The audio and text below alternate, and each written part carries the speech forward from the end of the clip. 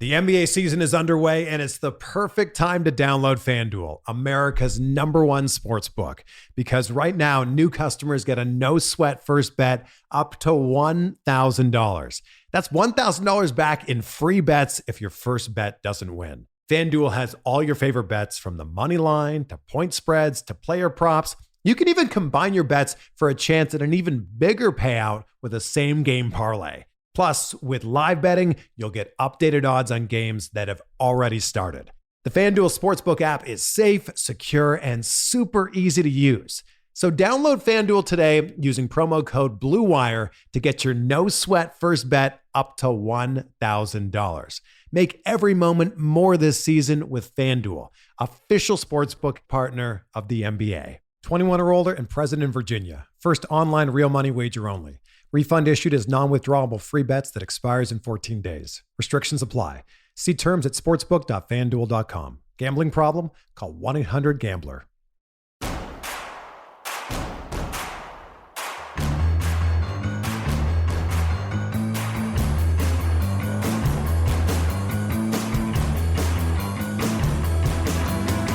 From your favorite source for Chicago White Sox talk, delivering news, interviews, analysis, and more. This is the Sox Machine Podcast with your hosts, Jim Margulis and Josh Nelson.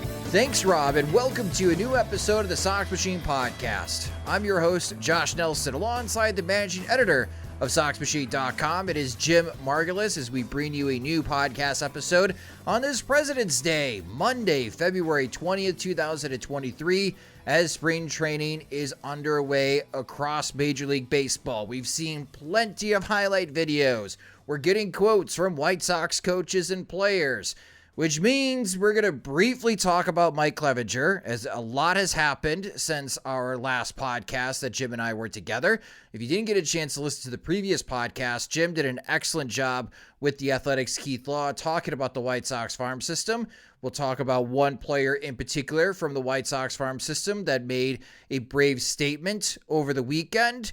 And the Major League Baseball owners are already fighting. They have a new committee, and I'll share why I think we're going to have another work stoppage for Major League Baseball in the near future. But first, very good news, very welcoming news. As Jeff Passett of ESPN first reported, followed up by Bob Nightingale of USA Today, the Chicago White Sox and Elvis Andrus agreed to a one-year contract. For the third year in a row, the White Sox are rolling the dice on one of these one-year, last-minute contracts before spring training really gets underway for about $3 to $5 million. It worked out wonders with Carlos Rodon. It worked out terrifically with Johnny Cueto. And the White Sox, Jim, are rolling back, this time bringing back Elvis Andrus. And the expectation is that he will be the White Sox second baseman. My instant analysis, bless up. This is welcoming news. I feel a lot better about the White Sox at second base now. Yeah, I could say thank God and feel like that sums it up. Everybody knows where we're coming from. But no, because we have ads to sell, I will elaborate. It's just, we talked about it. I'd mentioned it that, it seemed like as long as he was out there, there was always a chance the White Sox could reunite, especially like once Carlos Correa went back to the Twins. I thought the Twins were the most sensible landing spot for him based on budget.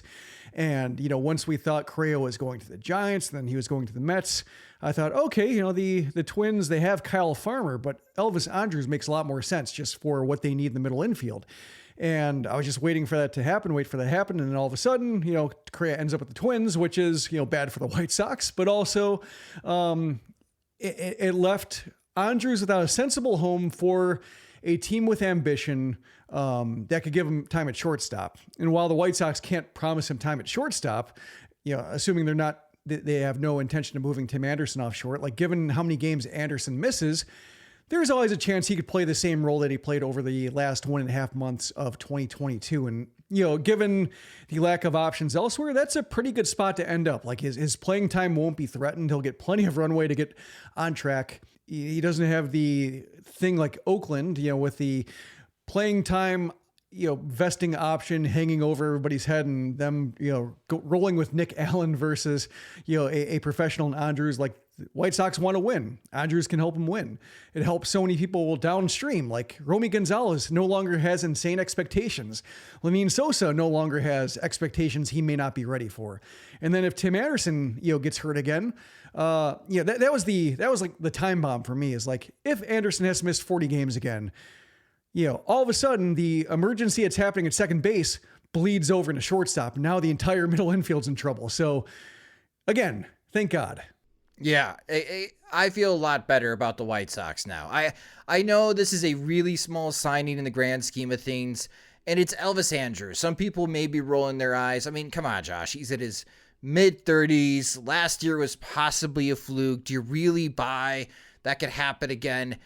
I buy 35-year-old Elvis Andrus being an actual major league player over Romy Gonzalez and Lenine Sosa and Lurie Garcia and possibly Jose Rodriguez this year.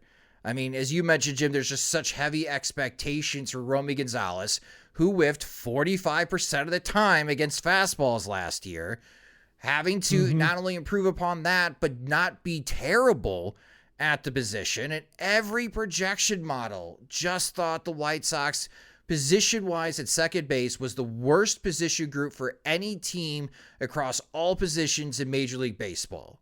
Dead last out of every position on the field of the 30 teams in baseball. Everyone agreed the White Sox situation at second base is the worst. Now we're waking up on President's Day here in late February, and that's not going to be the case. And Steamer's projections, they're not great. They're projecting a 671 OPS for Andrus with 9 home runs, 43 RBIs, a 90 weighted runs created plus, as I got this from Fangraphs, but a 1.6 wins above replacement. And that was under the shortstop for Steamer projections. And honestly, for $3 million, if you can get a 1.6 WAR player, fantastic. But as a reminder, last year with the White Sox at 43 games, Andrus hit 9 home runs and he drove in 28 RBIs. He had a 773 OPS and he was worth 1.8 WAR. I'm not saying Andrus is going to carry that over to 2023, Jim, for a full season, because that's like 27 home runs and a 5.5 WAR player at second base for the White Sox. I'm not going to stop him. I mean, if he wants to put up those numbers, please, by all means, the White Sox could use those numbers. But I'm maybe strangely confident here, at least in my gut, that Andrus is going to be a 2-WAR second baseman for the Chicago White Sox, and that's going to go a long way to help solidify this infield. If you want to talk about rule changes, give me 2 shortstops up the middle with the band being shifted. I feel a lot better about the White Sox infield defense now. Also, Andrus 11 for 11 in stolen bases with the White Sox alone. 18 stolen bases in 22 attempts last year. Like, he's running fine, moving fine, defending fine, an average shortstop. There's reason to believe that he'd be average or better at second, given the, typically lower demands of the position. We'll see how it, shapes when it comes to just what it looks like post shift. But yeah, there's a lot to like. There's a lot of room that he can give up and still be what the White Sox need. And, he said that he's felt, as good as he's felt since he had an injury. I think it was a broken elbow with the Rangers in 2018. Set him back for years. He had a 20 homer season in 2017, just never followed that up. And all of a sudden he's hitting 17 with a dead ball. This is a case. This isn't one of those 2019 fluke seasons where everybody on the Twins hits 30 homers and you just have to write it off. No, this is 17 homers with playing half of his game, or 106 games in Oakland. So I mean, that's in a home run haven. And then he comes to the guaranteed rate field. I mean, that's obviously a friendly park, but I mean, you still have to hit hard, as we saw with the White Sox, being led by Andrew Vaughn with 17 homers. So given the way the ball is flying out, you had to get a hold of it to a certain degree. And, I looked at Andrus' power last year, and that's kind of where I'm getting my Andrew Benintendi confidence from, to where it doesn't need to be a different player necessarily to get different results, going to guaranteed rate field. And I'm hoping that's the same for Andrus, but, he says he felt better. That might've been a little bit of free agent, building his free agency case, saying no, I can keep doing this. There's reason to believe this is legit, but it's not even a gamble for the White Sox, $3 million, given what they're going to roll out there. Like this is, even if he falls apart again, there's really no reason for the White Sox to pass this up. I mean, like there's just, even if he somehow flopped to where like Gonzalez ends up being the better option or Sosa ends up being the better option, like at least you're buying those guys some time.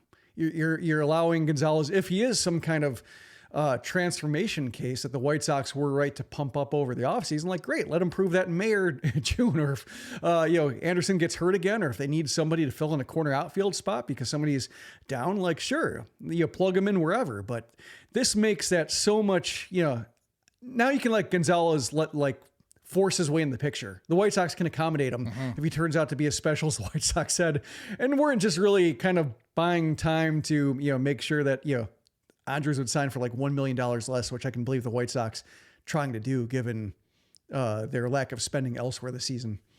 And shoot, bat Andrus ninth. You could turn the lineup over. Some innings you may have Andrus, Anderson, Benintendi. I think those are three really good table setters for you, especially later on in games, or someone that has sneaky power if that does continue from the 2022 season. I think it also helps lengthen the lineup for the Chicago White Sox, and there's just not a dead spot at the end of the lineup. Again, I'm not overly confident in Romy Gonzalez. I like Lenyn Sosa more than Romy Gonzalez, but clearly both of them have some big gaps in their game, and the Chicago White Sox front office and Rick Hahn must agree with that as well, because for $3 million, they got themselves a starting second baseman, another shortstop in the middle of the infield. I think this is going to go a long way to help improve the White Sox, where for a little bit, I just agreed with the projections that as I'm scrolling through and doing all these data dives, if these guys hit that poorly, if the White Sox only have 3 starting pitchers that could stay healthy, you're right. Projection models, this team's going to finish below 500. But for a really weird reason, for $3 million, bringing back a mid-30s middle infielder in Elvis Andrus, maybe it's just the way that he played, and he played so well for the White Sox. And let's face it, he was a huge reason why they were still even in the playoff chase late in 2022, that it's given me this weird sense of confidence that suddenly I feel a lot better about this team, Jim. Yeah, the one reason I would try to soften my enthusiasm a little bit is it does remind me a little bit of like going from Daniel Palka to John Jay. Like, at least you have a competent professional. Then the bottom comes out because the White Sox, don't invest in position, and there's a reason why other teams weren't lining up to sign him, and just kind of all falls apart. But given the way he played last year, given what the White Sox saw from him personally up close against the competition they will face, it's just a no-brainer. And that's why, you can try to, hedge and say this might not work out, but still they pretty much had to do it, especially for that dollar amount. Another thing I'll bring up is that he batted leadoff for most of his time last year at the White Sox and did fine. It's a 315 on base percentage isn't exactly a table setter you want, but when you slug 511, when you steal, I'm looking at 10 bases, and from the first spot, sure, that's fine. That's functional, especially in spot duty. If Anderson misses a little bit of time, he's not going to be phased by the job and can make some production his own way. At least he showed last year. So yeah, he just, so much use that the White Sox did not have when it came to their roster, specifically second base, but also behind Anderson, both in the field and on the lineup card. So we're hyped about the signing. Jim and I both give it a thumbs up. Good job, Rick Hahn. 2 thumbs up from Sox Machine.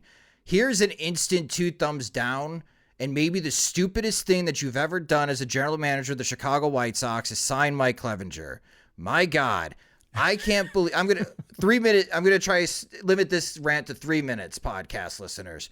1, I can't believe they even let Mike Clevinger speak. It is 2023. We all have social media accounts. He has an agent. He could find his own damn time to speak to the media. He doesn't need to be wearing White Sox gear.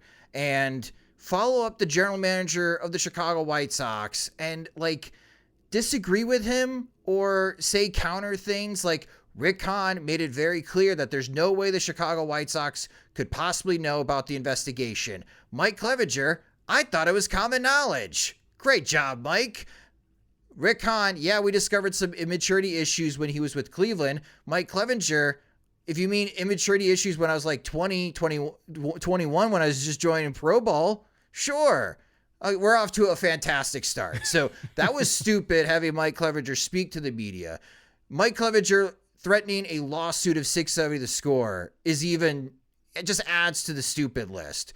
And another great point that Rick Hahn tried to make was it was a calculated risk to sign Mike Clevinger. And we have broken down this signing and Mike Clevinger's shortfalls and how the White Sox are going to have to handle Mike Clevinger if they want to get the absolute best version of Mike Clevinger, because he's not the guy they think he was back in 2019. Well, guess what? His delivery is now illegal. So you got a 32-year-old pitcher who couldn't get a damn out of the National League Championship Series that you jumped the free agent market for because you thought it was a calculated risk, and now you have this dark cloud hanging over your head throughout spring training whenever we see Mike Clevinger. And by the way, there is no social media activity showing Mike Clevinger working or doing a damn thing at spring training, and I'm perfectly fine with that. And now he wants to fight a war with Chicago media. This is all stupid. All stupid. All stupid. I don't want to talk about Mike Clevinger anymore, and I will not, Jim, until Major League Baseball finally decides of what the verdict is with the investigation, because he's not worth the air that I am spitting out of my lungs producing words. I am over this guy, and the season hasn't even started. So I'll give you the floor with Mike Clevinger, but I am very much over and done with Mike Clevinger.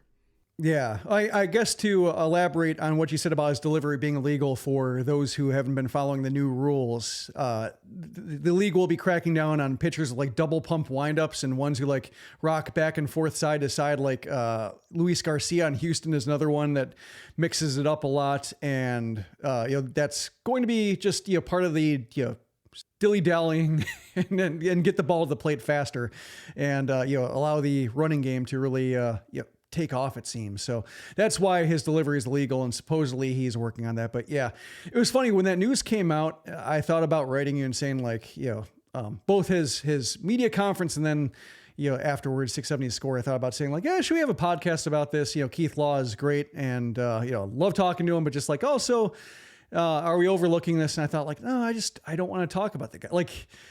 We'll talk about him eventually. He's going to be here. He's going to be, at least, for the time being, maybe he'll be suspended or something like that, but he will be around spring training for a bit. And this is going to keep being exhausting to follow. So yeah, we'll get around to it. But funny enough, I thought his media session was probably as good as I could expect. He looked, he didn't look like he was taking it seriously. He was dressed like a slob and, kind of half smiling the whole time. But, I don't expect him to be somebody who's going to all of a sudden, wear a suit and slick back his hair and say I believe I will be exonerated in the court of public opinion, and start, waxing rhetoric about the whole thing. But, I just thought okay, he didn't say anything terrible. He did refute Rick Hahn's maturity claim, but I mean, just in terms of sticking to minimal discussion and not trying to get in a war of words and make himself look worse in terms of what he thought of his ex and such. It was fine. It was, it could have been way worse. I'll put it that way. And then 2 days later, because his ex got airtime to air her side of the story, that was unacceptable. He got to say he was innocent. She got to say he was guilty. Should have been one for one. And, if asked about it, he can say, I said what I said. I believe the evidence will, show me to be innocent, and leave it at that. But no, he had to, go back at it and just, prove to be not getting it, not getting just how serious these are and why people take it as seriously as they do, and really want to have some kind of reassurance that, the White Sox didn't just sign a monster, and, White Sox fans don't know it yet. I mean, there's reason to, I guess, not believe the entirety of her story. There are just so many accusations that some of them could be, some of them could be not true, or not entirely true, it's staggering the amount that's been said. So, perhaps there is some things in terms of mutually exclusive, one of these people have to be lying. Perhaps both of them are lying to some extent, but just White Sox fans and everybody just wants to know, like, yeah, the jury's out. The jury is literally out when it comes to Major League Baseball, waiting to act on just how bad of a guy he is. And while we're all waiting, he shouldn't do anything to indulge everybody's worst fears, that he is just a major problem that should never have been here in the first place. And unfortunately, he can't seem to not be that guy.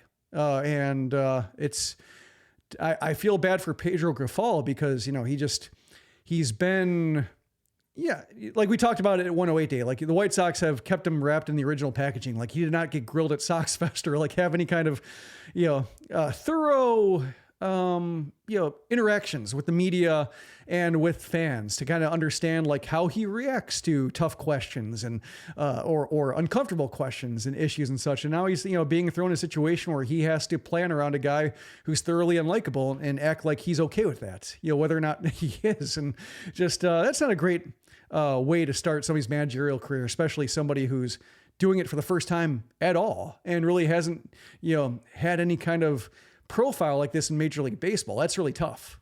Again, for Mike Clevinger's sake, don't suck. Because if you suck early,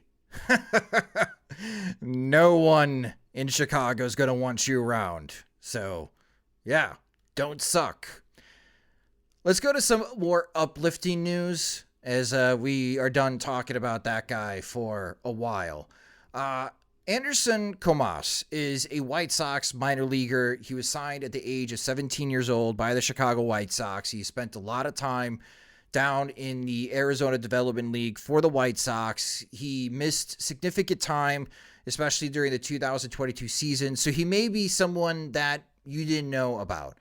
But today, on Sunday night, that we are recording on February 19th, he posted on Instagram coming out and saying that he is gay. And what he wrote on Instagram was, quote, "This may be my most personal thing I ever share, and it's that I'm proudly and happily part of the LGBTQ plus community. I'm also a human with a great soul. I'm respectful. I'm a lover. I love my family and friends, and that's what really matters. I enjoy my work a lot. Being a professional baseball player is the best thing that ever happened to me. So I just want to say something to those people that says that gay people cannot be someone in this life. Well, look at me. I'm gay. I'm a professional athlete, so that didn't stop me to make my dreams come true. I'm doing this because I want to be an inspiration for those like me out there fighting for their dreams. Please don't listen to those stupid things that people say about us. Fight for your dreams, believe in yourself, and go for it." And Chris Getz, the White Sox assistant general manager and director of player development, put a statement out quoting, "Anderson first shared his news with us last year, and I was very pleased that he was comfortable sharing with us in player development. I also was happy at the reaction across the organization, which, as you would expect, was to support, help, and congratulate a teammate. With his social media post today, we are also proud of Anderson and that he is comfortable sharing such an important personal part of his life so openly." So, along with Anderson Comas, Jim, and even the good news that we're seeing from Liam Hendriks being at camp and him battling cancer and him telling Yasmani Grandal after a little bullpen session that he had that his goal is to get back, despite the dark cloud, there is positive news here. And for, again, someone that a lot of White Sox fans probably never heard of in Anderson Comas, there takes a level of courage as a professional athlete, especially in a male-dominated sport like baseball, to come out like this. And so far, what I have seen on social media makes me happy that many are embracing his choice to come out. Yeah, it's, you look at the comments, it is a mixed bag in terms of a lot of people are very supportive. And then you have the, lunkhead undercurrent of, who cares? Why is this important? Is somebody going to announce that he's straight, et cetera? And just like, basically it comes down to like every player gets announced that he's straight. Like Liam Hendriks talking about his wife, Christy, while battling cancer. Like that's him, saying that he's straight. I mean, that's the, I guess the most, when you look at percentages, like, most likely a player is likely to be straight. So, it's not a big thing. It's what everybody's used to. But like, when news like this is broken and Comas is a low level, prospect or a player, and like, this is how I found out that he was still in the organization, because like, he's somebody, given his age and given that he was shifting to pitching, that he just, might have washed out of the organization. Just if we didn't, no, like if he didn't surface on a roster last year, just said, oh, like he just couldn't stick, in the low minors. And, that's kind of the story. So like, it's a case where we don't know much about him, but, on another hand, like this is a case where like, if you are barely hanging on to baseball, like, at a low level, like theoretically, that would be reason to not make such an announcement, to not come out, to not like, identify, come out with your, just truth and say like, this is a case where like, I'm a distraction, or, I risk being a distraction to a team and they don't want to have me on the roster because other players might not like having me around. So he took a risk, given where he is professionally, that he might have just not been on a roster and nobody would have known. So do you see the White Sox, having handled this, and they've handled a few things on the minor league level very poorly when it comes to like, HR type issues with Omar Vizquel and Wes Helms and such. It is nice to see like a positive human response, and not like the negative human responses where they kind of hide bad news and hope nobody finds out. Like this is the case where they, seem to accept personal news that took courage to share, very well. They let him share it and he shared it and they're backing him up. So, that's great.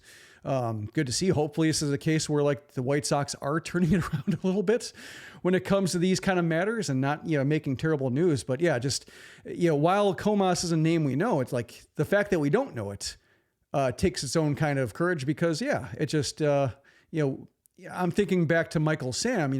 I went to Missouri, and so like I followed, his college career closely. And I remember like when he came out and then he fell to the 7th round, and just thinking like, man, it's, it's such a tenuous position in your career, like to come out and then like have all this talk about you and perhaps like, damage your professional prospects. Like, anybody who's not like, in some cases, the precedent is that if you are not like a star, if you're not defining, your path with your talent, you could just be marginalized to the waiver wire, to other forms of professional baseball or not in the major leagues, just because it makes people uncomfortable. So the fact that he did, and the fact the White Sox handled it well, good. That's good to see, and hopefully more people will feel like they can share this kind of news if they've been wanting to, and feel like they can, kind of build on this, because it is something where just, when you look at the numbers and you realize like, there have to be a certain percentage of major leaguers who have been, trying to figure out how to navigate a similar situation, and professional ball players who have been trying to navigate the same situation with sharing just, their identity. And it's nice to see. We're rooting for you, Anderson. So hopefully we get to see him on the mound. Last he was with the Kannapolis Cannonballers, and we'll see if that's where he'll start during the 2023 season. But again, it takes a lot of courage to come out like that, especially in Major League Baseball or even minor league baseball as a professional athlete. So good for you, Anderson. And again, the uplifting news of Liam Hendriks. There are some positive, there's some positive things going on with White Sox camp. There's one massive thunderstorm cloud, and I'm going to ignore that as long as possible. Yes, Sox Machine is focusing on the positive things at White Sox spring training. I hear your laughter, podcast listeners. Okay, calm down. We sandwich the news with good stuff. We do. So let me scare the hell out of you after a quick break for a word from our sponsors. As Major League Baseball owners have created a new committee, and based on this new committee, I'll explain why there's going to be another work stoppage for Major League Baseball in the near future on the Sox Machine podcast. Welcome back to the Sox Machine podcast. All right, you're ready to be scared? You're wondering, why is Josh thinking a work stoppage is coming? Well, thanks to excellent reporting again from The Athletic, Evan Drellich, who has been phenomenal in reporting the inner workings of how the commissioner's office is thinking in Major League Baseball. He wrote a story about combining the two concerns for Major League Baseball right now. We've talked about the regional sports network issue with Bally Sports, Jim, and this is becoming a serious threat in which Major League Baseball says that it has a plan, but that plan may be shifting some games to local affiliates.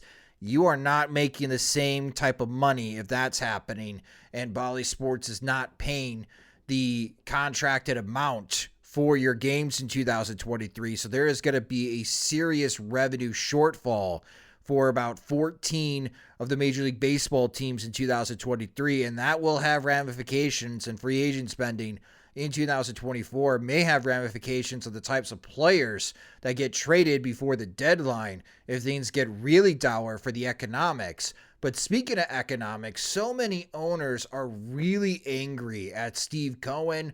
They're also really angry at the San Diego Padres and the way they continue to spend money. They signed Yu Darvish to a 6-year contract extension.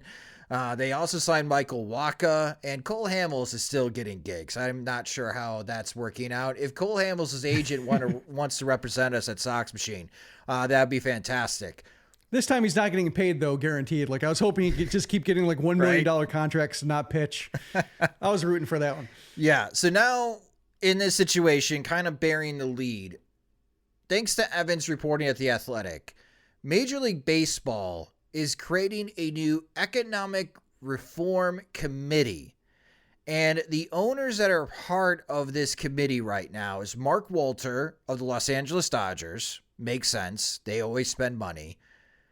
Chris Ilitch of the Detroit Tigers, who is the son of Mike and has clearly not spent at the level that his dad did. John Henry of the Boston Red Sox, in which I would say about 70% of Boston Red Sox fans want to drive him out of town right now. And of course, you can't have an executive committee amongst owners without Dick Monfort of the Colorado Rockies. He's in part of every committee. So these four guys are going to start having conversations about economic reform for Major League Baseball and tying this whole regional sports network thing and trying to figure out for baseball how they can combat the streaming wars, the cable cord cutting, so they don't lose out on this TV money in which so many teams really depend on the local TV contracts when it comes to revenue. And Jim, here is my prediction on February 20th, 2023. On December 2nd, 2026, we will have either another lockout or a strike. There is going to be another work stoppage, and it will start on December 2nd, 2026.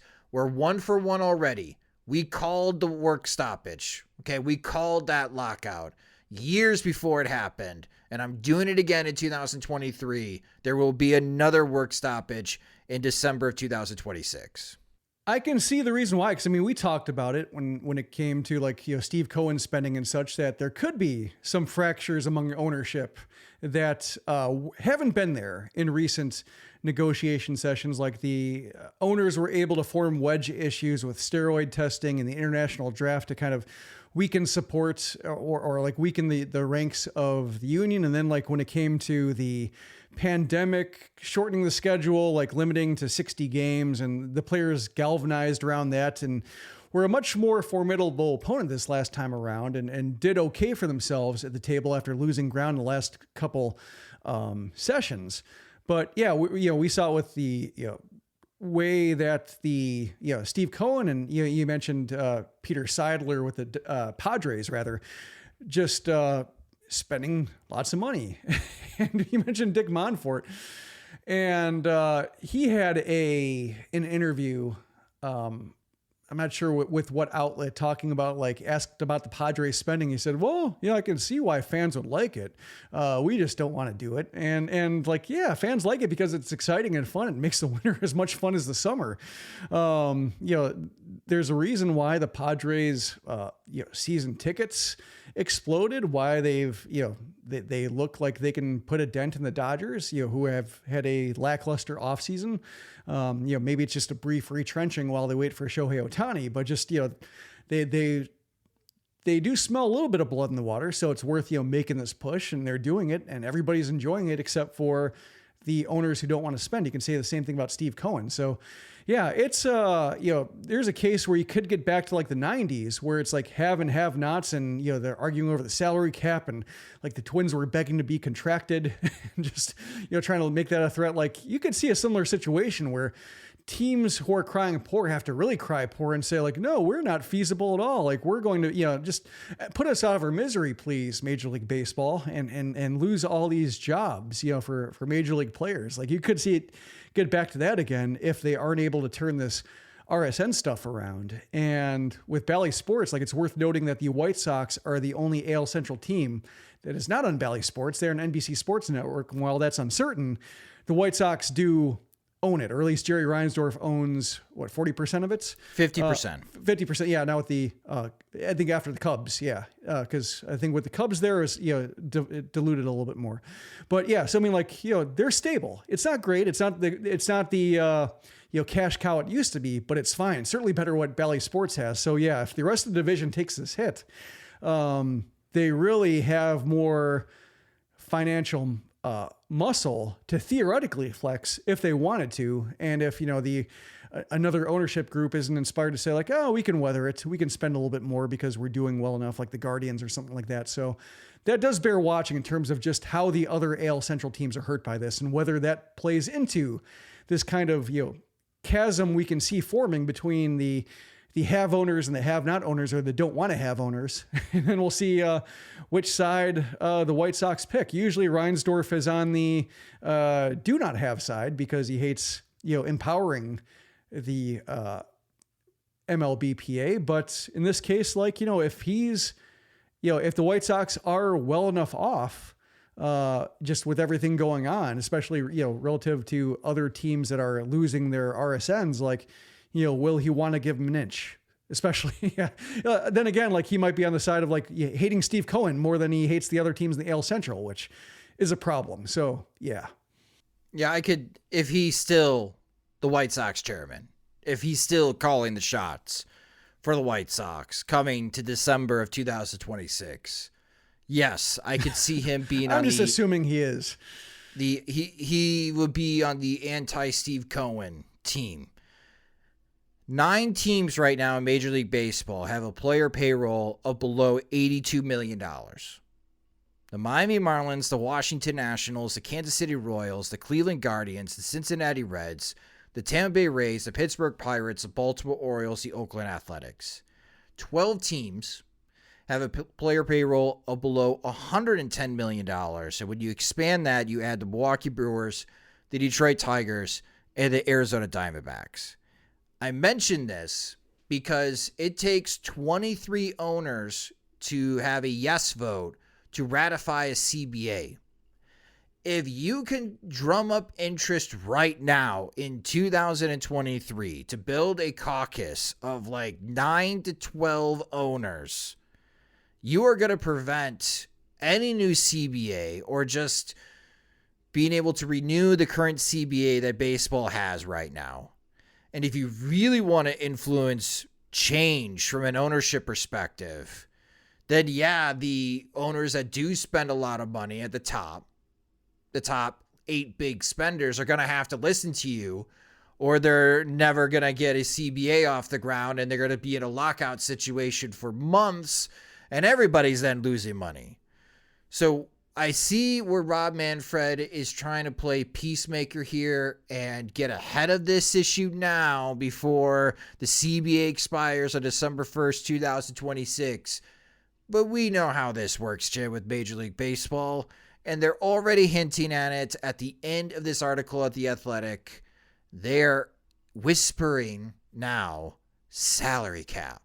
And man, that is dead on arrival for the Major League Baseball Players Association. Mm-hmm. And we could see the owners playing the game of, well, we're trying to work here, but the players are striking because they won't accept a salary cap. Please be, concerned for us, the teams that can't afford $100 million, but, ignore the fact that we got like a $40 or $50 million local TV contract and the national TV money that Major League Baseball also gets.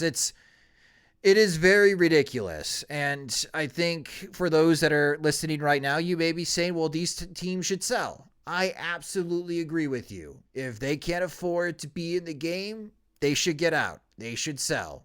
Absolutely agree with you.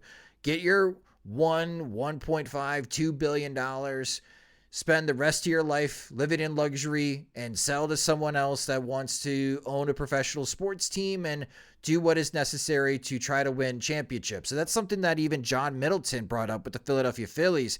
He's like, how was the payroll for the 1920s Yankees and all of these great teams in Major League Baseball history? We don't talk about player payrolls. We talk about trophies. We talk about championships. We're trying to win trophies and championships in Philadelphia. That's why I'm spending money, because we're trying to build the best team possible, because I want to win a World Series. And all 30 fan bases want that, Jim. Mm-hmm. No matter what professional sport you root for and you're a diehard fan, that's exactly what you want to hear. You don't want to hear, we need to create an economic reform because the Rockies are concerned that the Padres and Mets are spending way too much money and it's making them look bad. Like, that is a path that Major League Baseball has gone in the past, and it's created work stoppage, and I'm just calling it now. 3 years, we're going to have another work stoppage. Yeah, I'm curious how many teams are going to sell. Just because, like, there was Artie Moreno was supposed to sell the Nationals. Mm-hmm. And now there's kind of a pause just because, and part of it might be the TV deals, and like wondering, like, is there going to be a collapse of that value, or is there like a greater security around the corner if they waited out for like some kind of new, streaming package or whatnot that replaces it and says like, okay, we're even sounder now. So yeah, it's going to be fascinating. Just like, and it's pretty much, I think the MLBPA can sit back and just, maybe not be the good guys necessarily, but also say like, no, this is completely self-inflicted among them. Just the ownership class. Like we had this fight among ourselves last time. We're fine. We'll agree to the same CBA more or less. That's what they don't want. Talk to them about it. And I think that's a case where, we already saw the discourse shift towards like being more pointed towards the owners. And I think this will be even more, because it's just, issues that fans really don't care about. Right. Like fans, especially like Tom Ricketts, like Cubs are spending okay money, but everybody thinks they can spend more, and they're just investing a lot in real estate and trying to diversify their portfolio and whatnot. And like fans don't care about that. Fans, just, they indulge it a little bit, but then they say like, okay, why does a team in the Chicago markets with, a national fan base have to rebuild and tear it down? Like, they can make that point very convincingly, because there is no reason why Tom Ricketts' team that has the mind share that the Cubs do has to rebuild. So yeah, I don't see this ending well if it does go into work stoppages in terms of like, how it'll, result for the owners. Like it could be messy, and it could be just rifts that don't, that take a while to heal, but I can't see them gaining much ground in the players just because like, the business model's fine for them, and the business model's fine for baseball. And the only ones who are, complaining about it are like the Reds, who sound like, miserable, just humans that don't care about them. I mean, they're alienating their own fans enough to where like, they're going to take their side now. No, they'd rather root for the players they're not signing. And Oakland's going to probably move before this work stoppage happens. And on top of this, you may want to try to expand in the next CBA. You may want to add 2 markets, because it's been a really long time. And like, if you look at Major League Baseball history and when they have added franchises, this is like one of the longest droughts in the history of Major League Baseball of adding franchises to the league. You have to get this sorted out, or it's going to prevent other big items from happening. And I don't have any faith that Rob Manfred is enough of a peacemaker to broker a deal between the owners. I'm just going to see more infighting. The RSN situation may get worse before it gets better. It's really going to impact teams in 2024, especially building your teams for the 2024 season. So I think there's immediate impact and they're going to take that immediate impact. They're going to cry poor, and they're going to use it in their arguments against one another in the owners' meetings in upcoming years and scream at each other. And after the CBA expires, the Players Association and Tony Clark are going to be sitting at the desk wondering where's the phone call, and there's no phone call at all because the owners don't have anything to propose because they can't agree on anything. So I'm sorry. I know I was very positive before the word from our sponsors, but I'm just preparing everyone now. In like 3.5-ish years, we're going to have another work stoppage. I'm just calling it now. I guess the good news is White Sox fans really don't know what the team will look like by then. So there's no...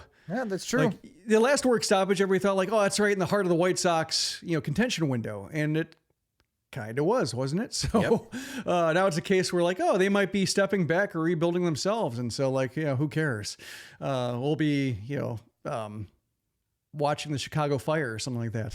So who can say? The one thing about 2026 for the White Sox, that is July 1st, 2026 is the deadline for the White Sox to renew their last agreed upon 4-year extension of the lease at Guarantee Rate Field, according to the original contract that both the state of Illinois and the Chicago White Sox organization signed in the early 90s. So if you are a Google Calendar person, July 1st is the deadline for the White Sox to opt in for their 4-year lease extension. That is the last of 4-year extensions the White Sox could agree upon with the state of Illinois. And then maybe we're talking about a new stadium for the Chicago White Sox or some type of new contract agreement between the White Sox and the state of Illinois of where they currently at Guarantee Rate Field. So keep this in mind. I said this in 2023. If this comes to fruition late in 2026, I called it. So that's my early prediction, putting it on record. Anything else that you want to touch on, Jim, before we wrap up on this podcast? No, prospect week's over. It's like you said, when it comes to Mike Clevinger and such, I'm finally getting into the best shape of his life stuff. Lucas Giolito losing like 40 pounds. Wow. Yeah, that was crazy. Yeah, 280. Like that's like you're getting like CC Sabathia territory there. So like he's slimmed down a lot. Yohan Moncada talking about like his oblique situation and being like a case where he came back too soon, which like would not be surprising given the way the White Sox handled injuries. But like just maybe it's a case where just the White Sox mismanaged him too, and just because he winces all the time, he couldn't tell how hurt he was. But I'm enjoying the best shape of his life stories. And now with Elvis Andrus there, like we don't, that's a case where, there's an actual proven major leaguer here, and we don't have to like talk about how Romy Gonzalez has the best offseason of anybody, because we have so many great off seasons to hear about that. Like I didn't, not now, Romy, sit down. There are some that we are very attentive to in best shape of their lives, because some of these guys have big seasons upcoming for at least their professional careers, especially Lucas Giolito to slim down that much, and he looks terrific so far in the early videos and pictures. It's his contract year. It's a big year for Lucas Giolito. Yeah, he's no longer cultivating mass. Yes, no longer cultivating mass. And we will be previewing White Sox position battles and the position groups in future episodes of the Sox Machine podcast, as we'll also have spring training games to talk about in a week. So that's something to look forward to as we get into preview mode. But thank you so much for listening to this episode of the Sox Machine podcast. If you just discovered the Sox Machine podcast, you can subscribe to the show wherever you listen to podcasts, such as Spotify and Apple Music. You can follow us on Twitter. We're at Sox Machine. You can follow me on Twitter at SoxMachine_Josh. We also post the podcast episodes on our YouTube channel at youtube.com/SoxMachine. On the YouTube front, I have been posting video highlights that I'm cutting together of prospects that I'm watching for the 2023 Major League Baseball draft. I just uploaded 3 highlight videos onto our YouTube channel that you could check out of 3 college pitchers that I'm following that could be possible White Sox targets for the upcoming year. It's very early. I watched a lot of college baseball this weekend, so that's another good reason to subscribe to our YouTube channel, is being able to get those highlights and get early film of guys that you will hear more about come June and July as we get closer to the Major League Baseball draft. If you enjoy our work and would like to help support us, you can do so at patreon.com/socksmachine, where our Patreon supporter numbers keep growing, Jim. It warms my heart as we get closer to opening day. Thank you guys so much for your continued support, and thank you to all the new supporters as well, as our Patreon supporters get exclusive content like the weekly 2023 MLB draft reports that I'll be writing and releasing every Wednesday morning. They also get ad-free versions of both the podcast and the website, and when we have new Sox Machine swag in the store, they're the first ones to receive it. Monthly plans start at $2, or you can save with an annual subscription. Again, sign up at patreon.com/SoxMachine. The Sox Machine Podcast is a production of SoxMachine.com, your home for all things Chicago White Sox baseball, and part of the Blue Wire Podcast Network. Alongside Jim Margulis, I'm Josh Nelson. Thanks for listening and watching.